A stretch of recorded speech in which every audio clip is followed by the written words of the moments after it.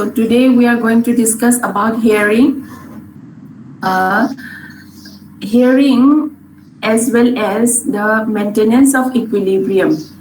They are important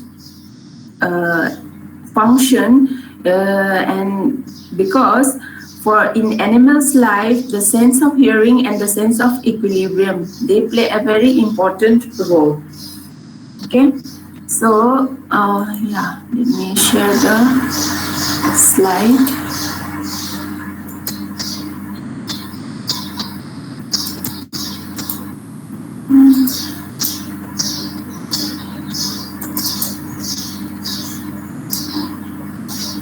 Okay, have you studied about the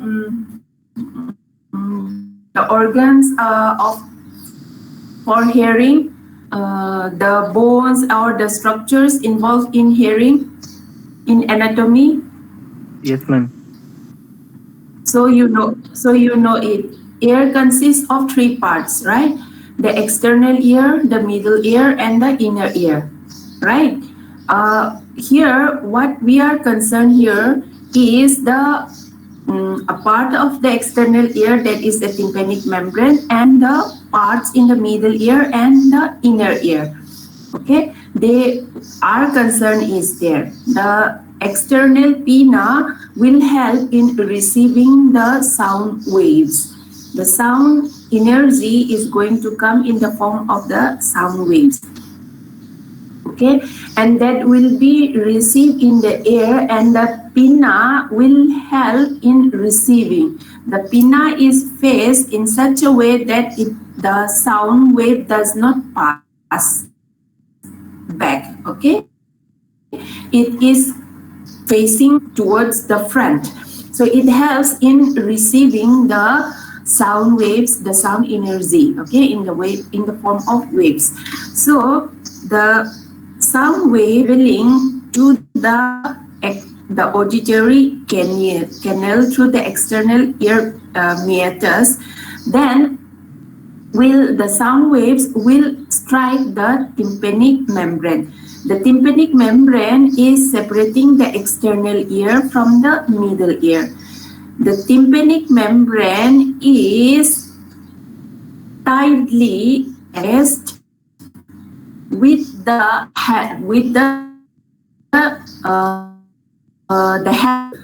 handle of ossicles. So the ossicles of malleus, incus, and stapes. Right? You know this? Yes.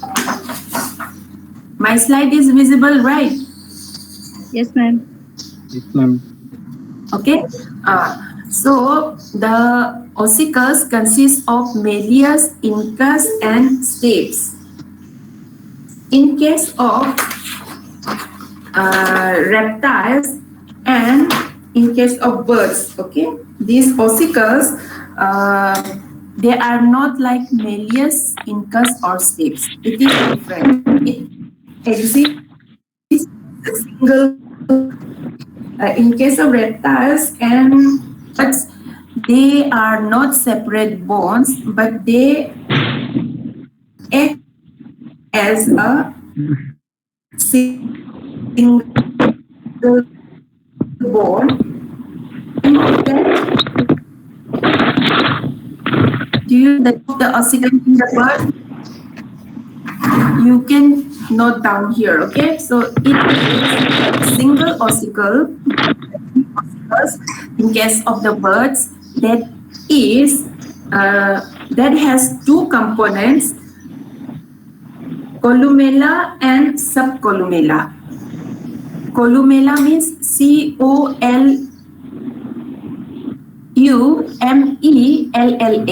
Okay, columella, you can note down. And another portion of that ossicle is the subcolumella. So that is the differentiating feature in case of birds. Okay, so here what happens, the handle of the malleus is kept in tight connection with the tympanic membrane, and this attachment, the tympanic membrane remains always stretched. There is a good Ma'am. tension over here. Yes, Ma'am, one can't join. some students She cannot left. join. Huh? What? Yes, ma'am. Yes, ma'am.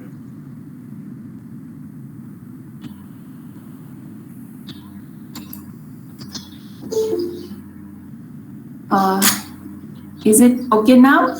The tympanic membrane is kept stretched with the handle of the malleus. They are tightly kept connected and they are always in stretch. Stance, okay? The word tense is used over here. And here you must be knowing that malleus and steps, they are connected by synovial joints.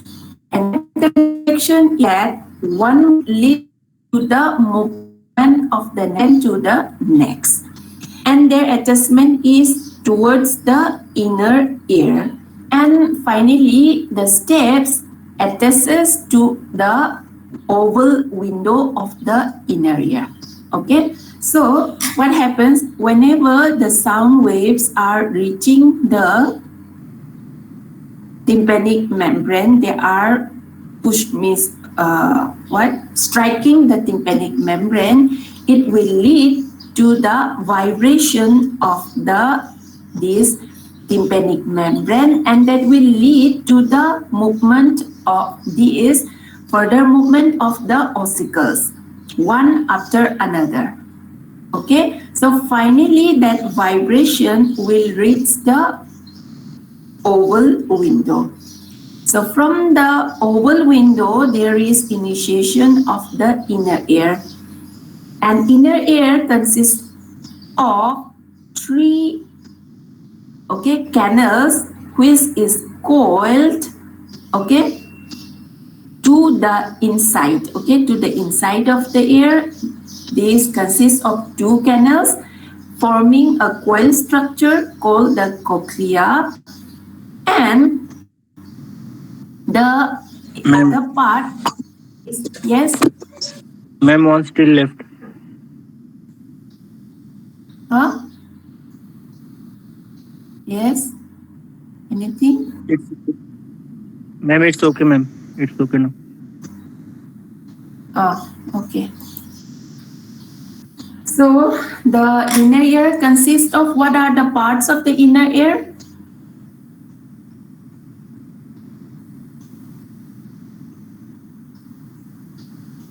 What are the parts of the inner ear? You remember?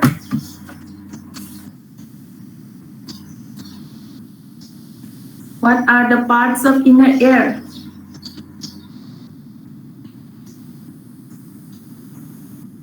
Cochlea and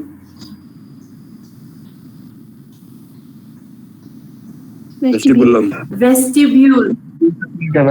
Cochlea, vestibule, and semicircular canals, right? The semicircular canals, they are present in such a way that they are perpendicular to one another. So this is one semicircular canal, and this is one semicircular canal, and this is another semicircular canal. The anatomical part you study, from anatomy. I'm not going to teach you the anatomical part. What I am concerned here for physiology, that part only I will teach you, So the vestibule, as a whole, the vestibular apparatus, vestibular apparatus means the vestibule and the semicircular canals together is known as the vestibular apparatus, that is concerned for maintenance of equilibrium, and the cochlea part of the inner ear is concerned for hearing. And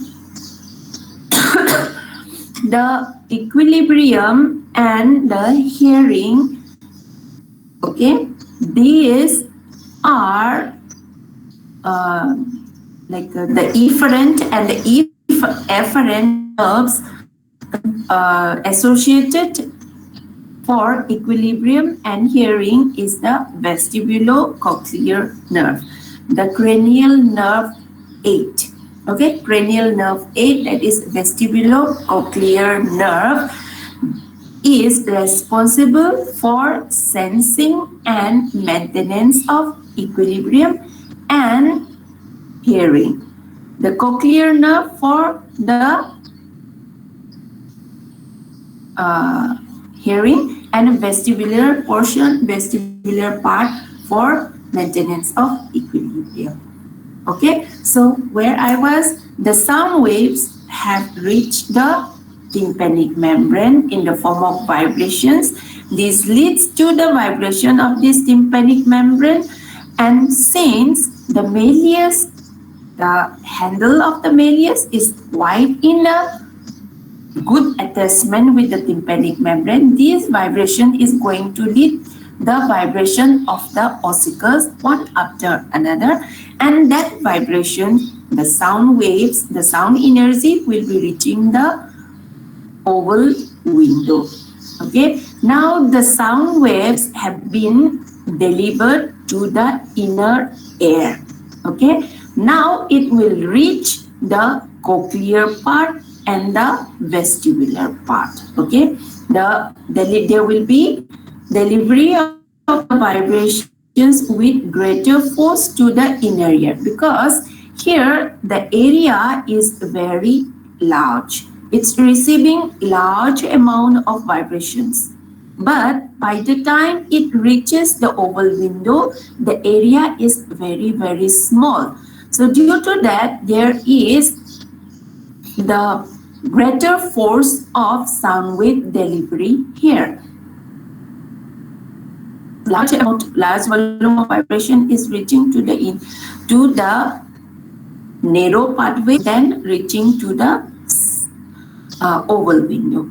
Okay, the vestibule cochlea is the auditory part. That means it is concerned for hearing, and the vestibulum and the semicircular canals, that is altogether called the vestibular apparatus. It is concerned for equilibrium. And when we see the coil part of the cochlea and take a cross section, when we take a cross section of the cochlea, means if this portion, the cut portion, is enlarged and viewed, then we will be able to see that this is one portion of the 3 canals.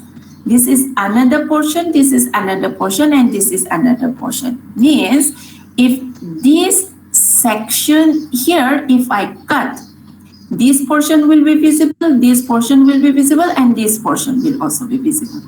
Isn't it? This coil is having 3 canals. There is one coil, second coil, and third coil. Okay, so here when we see this portion, the cross section, one coil portion will be having 3 chambers. Okay, what are those chambers? Here you see the uppermost canal, okay, maintaining one chamber, middle chamber, and another lower chamber. Okay, so they are called the uppermost as the scala vestibule or scala vestibuli,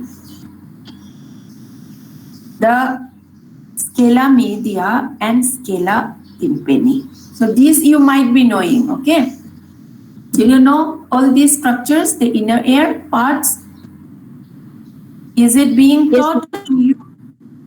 Yes, yes. Okay then. Okay, then I can go faster.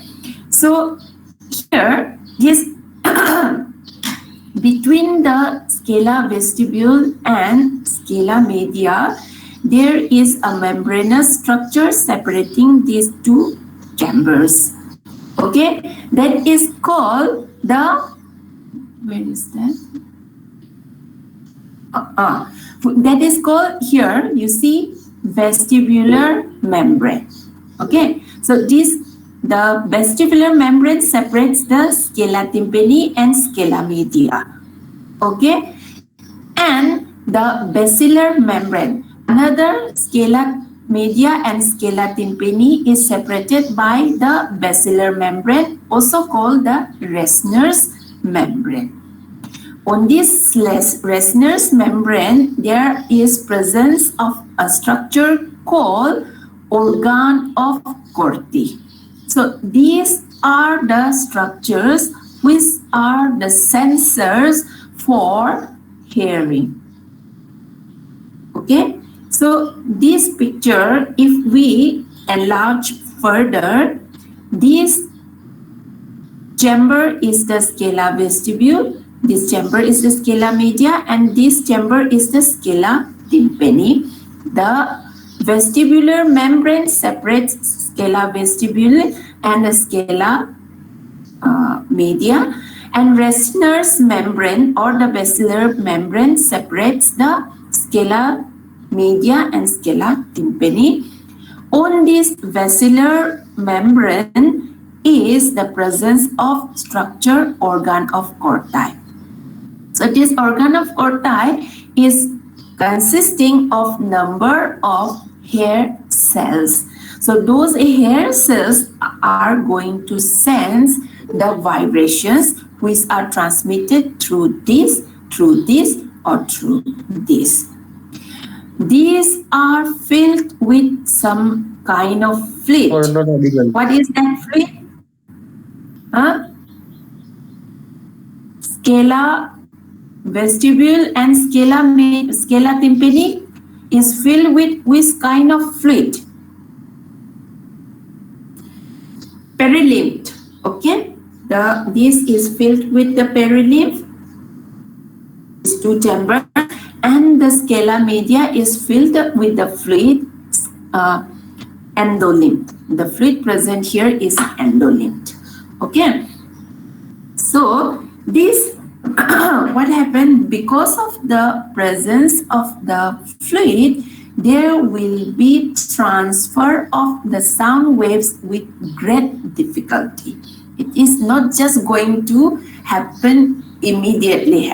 Okay, so it will transmit one after another. Okay, so from one portion to the next, then to the next, because the whole of the coil structure, okay, this coil structure is encased within a membranous labyrinth, and that membranous labyrinth is present in a bony casing. Okay, so that inside that membranous labyrinth, there is presence of the different chambers due to the coil structure of the cochlea. Okay, so here, this you might be knowing, I'll just go through here. The inner ear has two parts, that is the bony labyrinth and the membranous labyrinth. The membranous labyrinth is contained within the bony labyrinth. Within the membranous labyrinth is a fluid called endolymph, and between the outer wall of the membranous labyrinth and the wall of the bony labyrinth is the location of the perilymph. That means here is the membranous labyrinth, inside which is the cochlear part. The membranous labyrinth is containing the perilymph, and inside this perilymph there will be the endolymph. Okay, so that inside the membranous labyrinth there will be the there is the free endolymph. Okay, so the membrane so between the wall of the membranous labyrinth and the wall of the bony labyrinth is the location of the perilymph. That means perilymph will be present over here, and endolymph will be present over here. Okay. Yes. So here, this figure is showing that the scala vestibule containing the perilymph, the scala tympani containing the perilymph, and here is the the endolymph, and on the basilar membrane is the organ of Corti. Okay. Yes. Then the what are the differentiating features between perilimb and endolimb. Why these fluids are maintained different in this chamber, different, and these two similar. Why it is? Because this perilimb is this perilimb is having different compositions, different ionic compositions from endolimb.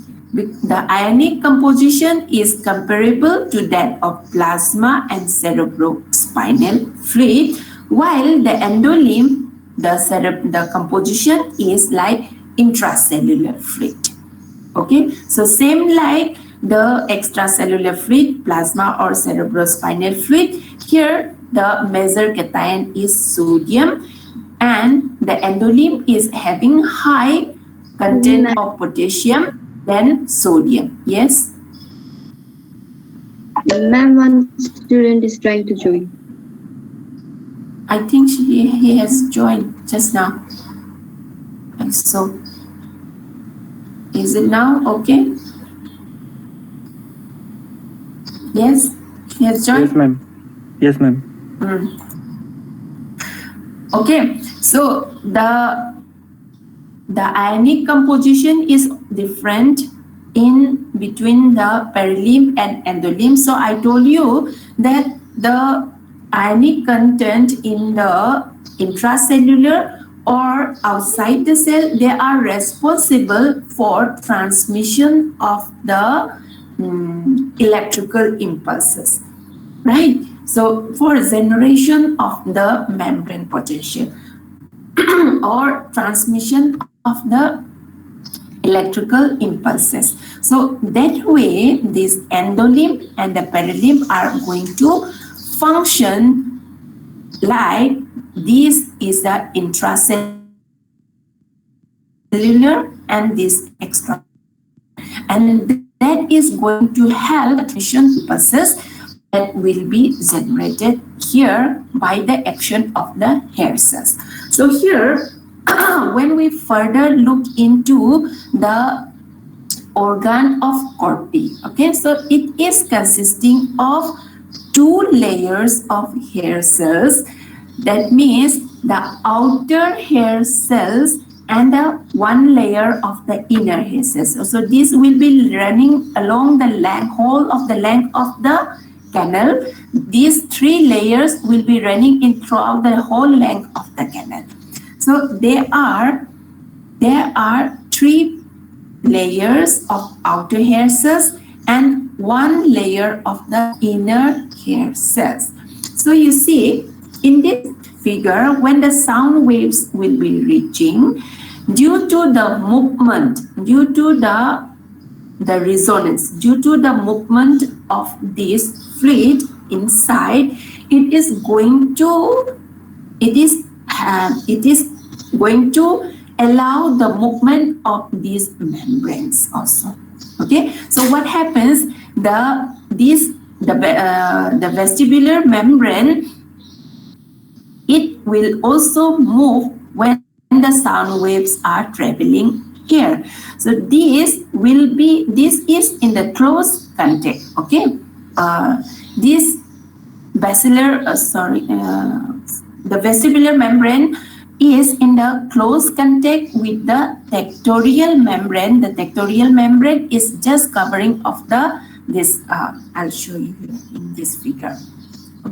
So this tectorial membrane is just in the close contact of the hair cells. So again, these hair cells are having again finer hair cells. They are called cilia. Again, these cilia are again having finer projections. They are called kinocilia. So this tectorial membrane is in close contact with this hair cell. So what happens when the fluid is coming? When there is movement of the sound wave, the tectorial membrane will move. So this tectorial membrane will be coming in close contact with those hair cells. So what happens here? So this tectorial membrane will move as the sound wave is coming, and it will allow the movement of the hairs which are present at the tip of those hair cells. So there can be movement from side to side, or there can be movement from upside down. The upside down movement of the tectorial membrane, or side to side movement of the tectorial membrane. So due to this, there will be changes in the ionic concentrations inside of these hair cells. The low strength, the low strength of the sound wave is going to allow the movement only the outer layers of the hair cell, while the greater force of the sound waves is going to allow the movement of this inner set of the hair cells. Okay, so all these hair cells are sensors for hearing. So due to this movement, the hair cells will now get the stimulus. They will get depolarized. So here these hair cells are all connected to the nerve terminals. Okay, the nerve terminal, that is the cochlear nerve. So the motion of the hair cells on the basilar membrane due to the sound waves will lead to the movement of the specific section of the basilar membrane with specific sound frequency. That means with the lesser sound frequency, only these sets will be moved, and when the greater force will come, this will also be moved. So with very high frequency, the cells near the base of the cochlea will resonate. With low frequency, cells closer to the tip will resonate. Okay, so due to this, what happens? The movement of the tectorial membrane side to side or upside down will lead to the activation of these hair cells. Okay, so these hair cells are all connected with the nerve terminus. So the motion of the hair cells against the tectorial membrane will happen. Due to that, there will be displacement of cilia on the hair cells. So these are the hair cilia. Again, on these cilia, there will be again finer projections. They are called kinocilia. Okay. So there will be displacement of the cilia on the hair cells, and there will be initiation of chemical reactions within the hair cells, triggering electrical response to the auditory nerves. Okay, then the louder or more intense the sound, there will be more impulses set off. Okay, so then all of those impulses will be collected together by the auditory nerve, and it will go to the hearing center through the central auditory pathway, and it will reach the auditory cortex. Okay, so during the travel of the electrical impulses through the auditory nerve to the various information processing stages in the brain, and by the time it reaches the auditory cortex, it will start to determine the origin of the sound, the circuits, okay, and it will be the auditory cortex is going to decide that how much is the intensity, what kind of the sound it is, and the origin of the sound that will be determined.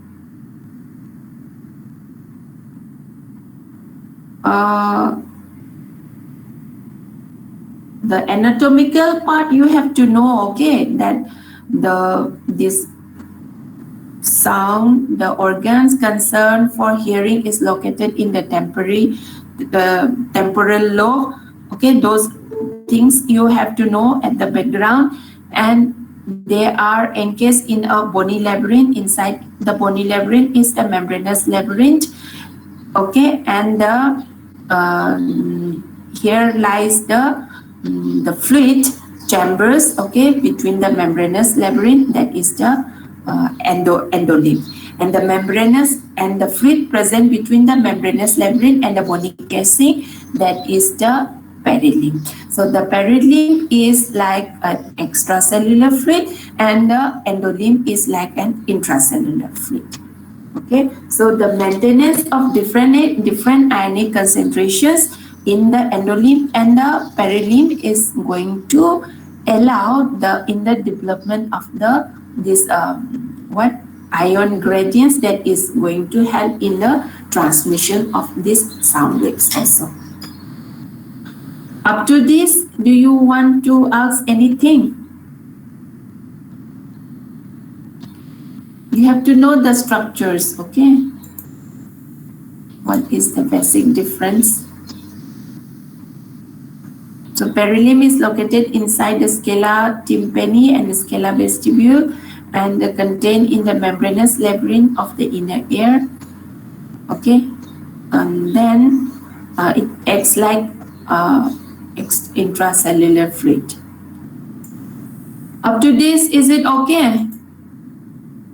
Ma'am, which one is intracellular and extracellular fluid? Huh? Ma'am, which one is intracellular and extracellular fluid? No, it is not like intracellular or extracellular fluid, but the ionic content, the ionic composition is like extracellular in case of perilimb because sodium content is very high, okay? And intracellular fluid composition is like fluid composition of endolimb is like intracellular. Composition is like intracellular. Okay, we are talking about two fluids, one of endolimb which is present inside the scala media, okay, and another that is in the scala vestibule and scala tympani. Okay, fine. Is it okay? Yes, ma'am. Hello, is it okay? Yes, Can I ma'am. shift to Yes, the ma'am. next topic? Okay. I have made it concise considering that you might have studied the anatomical part, okay? I am here teaching only that physiological part, okay? Next topic is the hearing impairment, okay? In case of animals, what are the different types of hearing impairment? Okay, so there are two types of hearing impairment or two conditions which can lead to loss of hearing. One is sensory neuron impairment. Okay, sensory neuron impairment. Another is conductive loss. So the first one is sensory neuron impairment, another is conductive loss. So let's discuss this.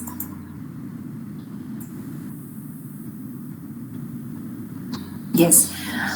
One part is conductive loss. That means suppose if the stretch of the tympanic membrane by attachment of the malleus, if this tension is not good, or if there is some tear in the tympanic membrane, the sound waves reaching to the tympanic membrane will not be transferred to the ossicles nicely. There will be conduction failure. Okay, so that the failure may be just in the tympanic membrane, or if the joints between the malleus or the malleus and incus and steps or steps to the oval window, if it is not proper, the sound waves will not be reaching the inner ear. Suppose if there is some injury in the incus or in the malleus or incus or in steps, in any of the ossicles, the sound waves will not be reaching the inner ear. So that is the conduction failure impairment. Another is sensory neuron impairment. In sensory neuron impairment, if the hair cells are lost, if these hair cells are lost due to some disease condition, if these hair cells are lost due to some disease conditions, or if the nerve is torn due to some disease conditions, or due to some injury, these hair cells are lost, or due to some injury, the nerve is torn, or if some drugs are given, some antibiotic, very strong antibiotics, okay, the antibiotics used in treatment of TB and all, okay. You will study this in details in later on. They can even cause the loss of the nerve, or some surgical operation, suppose if they are done and it led to the some problems that leads to the injury to the cochlear nerve. Okay, so in that case, what will happen? There will be sensory neuron impairment. That means these sensory neurons, they will fail to perceive the sense of hearing. Okay, so that means there are two types of impairment. One is sensory neuron impairment, another is conductive loss. So first of all, let's come from the conductive loss. That is, in this what happens, there is failure of transmission of sound waves due to occlusion of external meatus, or rupture of the eardrum, or malfunction of the ossicles. Do you agree? Will it be possible or not? Yes, the conductive loss failure, when all the nerves, all the inner ear, they are not having any problem. Okay. Another condition is sensory neuron impairment. In this, there is some disease of the cochlea and the cochlear branch of the auditory nerve. Suppose if there is disease in the cochlea itself, that is causing the loss of the hair cells, loss of the sensory branch, loss of the part or the branch of the auditory nerve, or due to lesion in the hair cells, that may be due to noise trauma, that may be congenital or some hereditary defects, or some drug toxicity. Some very strong antibiotics, they can also lead to loss of hair, because they will lead to loss of those hair cells. Okay, so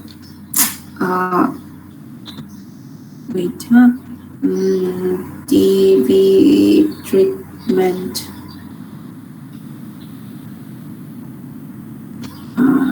bacteria,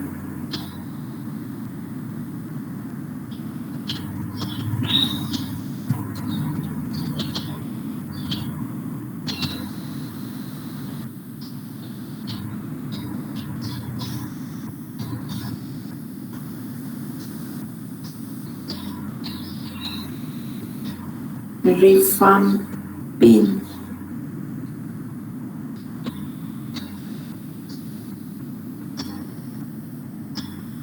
amoxicillin,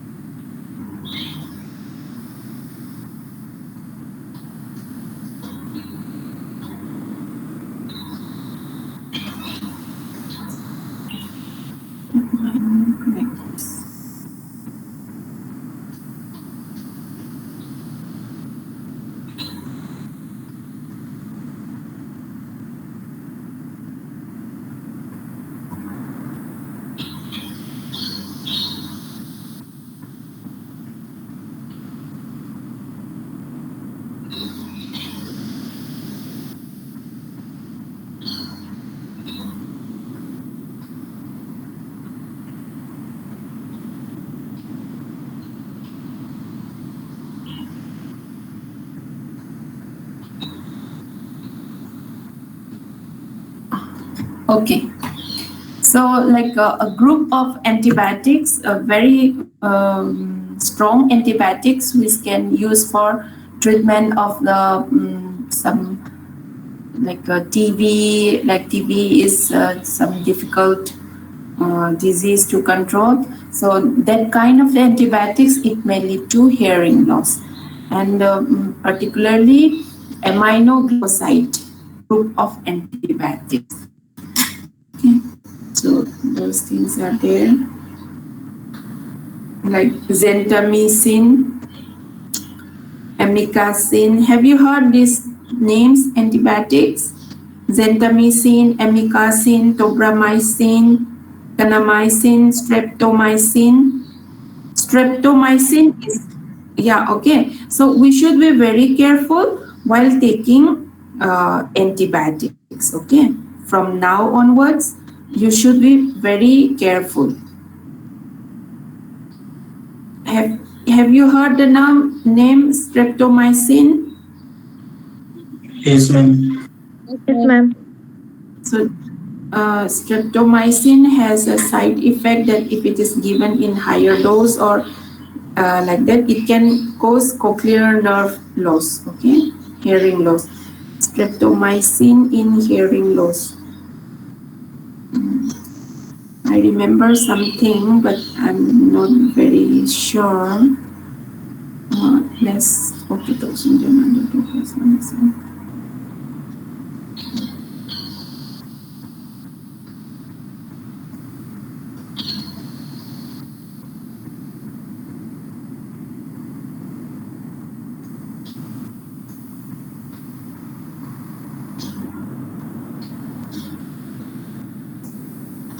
Yeah, so aminoglycoside group of antibiotics, say like streptomycin, neomycin, amikacin, kanamycin. Okay, so these group of antibiotics, those which can be used for control of severe microbial infections, they may lead to hearing loss. Okay.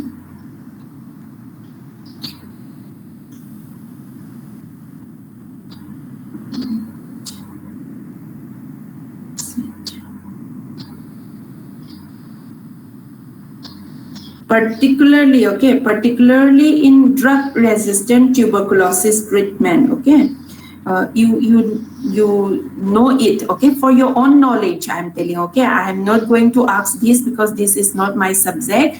I'm not going to ask you in the exam, but you know it for your own knowledge. You know that hearing loss is very common, okay, hearing loss is very common in those patients who suffer from drug resistant tuberculosis, because when numbers of drugs cannot treat tuberculosis, okay, those two types of tuberculosis are there. One is drug resistant, another is non-resistant. Okay, so in those cases of the tuberculosis that is drug resistant type, we have to give very strong antibiotics to treat them. Okay, so in such cases, hearing loss is very common.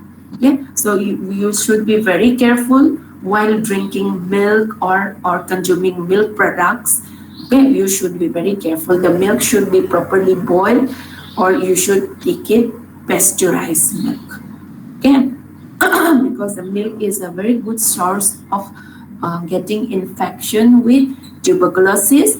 And tuberculosis bacteria, usually they are killed by the normal cells in the lungs, the macrophages present in the lungs, they can kill them. But if the immune system of the individual is less, the macrophages in the lungs, they may not be able to kill the bacteria, the tuberculosis bacteria. Okay, so for your own knowledge, I'm telling you that we should be very careful while taking antibiotics. We should not just take antibiotics without doctor's advice, and particularly in treatment of the drug resistant tuberculosis, the chances of hearing loss, okay, so it is very, very high. Okay, in drug responsive tuberculosis, that is okay, because after giving the antibiotics, the bacteria will die and the person or the animal will recover. But in cases of drug-resistant tuberculosis, it is difficult. Okay, so here my concern is there are two types of hearing impairment. That is, one is sensory neuron impairment that may be due to the loss of the cochlea due to disease or the cochlear branch of the auditory nerve. Okay, and then another may be the conductive loss, that is due to failure of transmission of the sound waves due to occlusion of the external meatus or rupture of the eardrum or malfunction of the ossicles. Okay, so this much you know. Okay, so you may be asked to explain that mechanism of hearing. So in that case, you have to make a sketch of the external ear, not necessary that it is proper bone shape and everything, but you should be able to identify what are the bones involved and which part is the external ear, which part is the internal ear, and which part is the inner ear. So you may need to draw a sketch of the ear, okay, different parts of the ear, and then the different chambers inside the inner ear in the three canals, and what are the structures present over here, and what are those structures responsible for hearing, particularly those hair cells. Okay, the hair cells, three pairs of the outer hair cells and three layers of the outer hair cells and one layer. So they will be present of one layer of the inner hair cell. Again, the movement of the tectorial may happen in side to side. Okay, this tectorial movement will lead the movement of these hair cells from side to side or upside down. Okay, so this tectorial movement membrane will keep moving, so it will lead to upside down movement or side to side, and due to that the hair cells will get sensitized, and those signals, because these hair cells are connected to the ganglion, okay, to the nerve directly. Okay.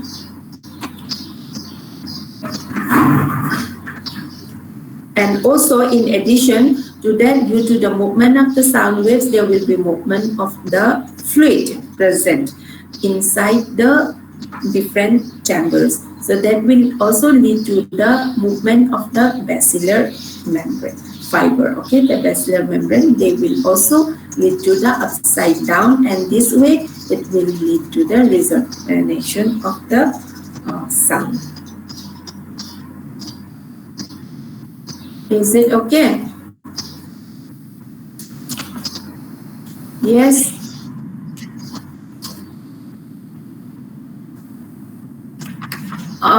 Okay, this much. You want to know anything on it?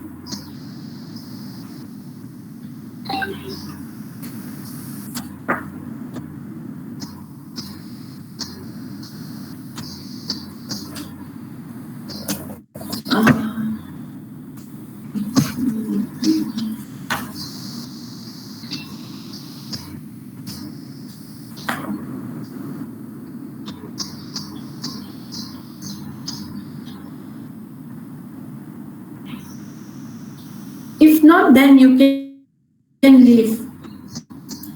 Let's end the class. Thank you, ma'am. Thank you, ma'am. Thank you, ma'am. Thank you. Read, okay. You read. Okay. Just let me check. Okay. Let me check.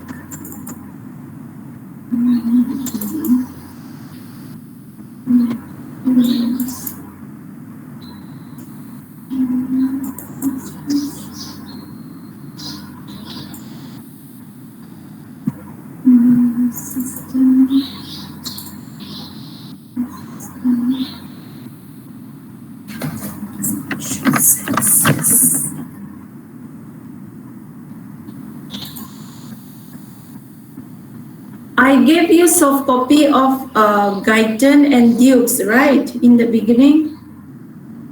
2 books.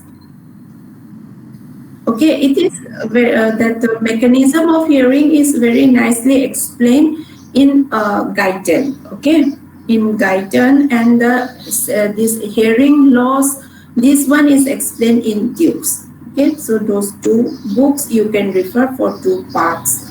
One is important part is the Guyton, and the another part is the hearing loss. So, let me check.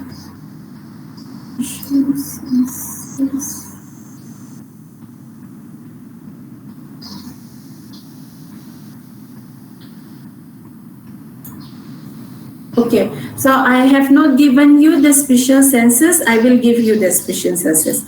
Notes on the special senses. Okay, you can use it. I'll send right now. Okay, fine. Okay, you can leave.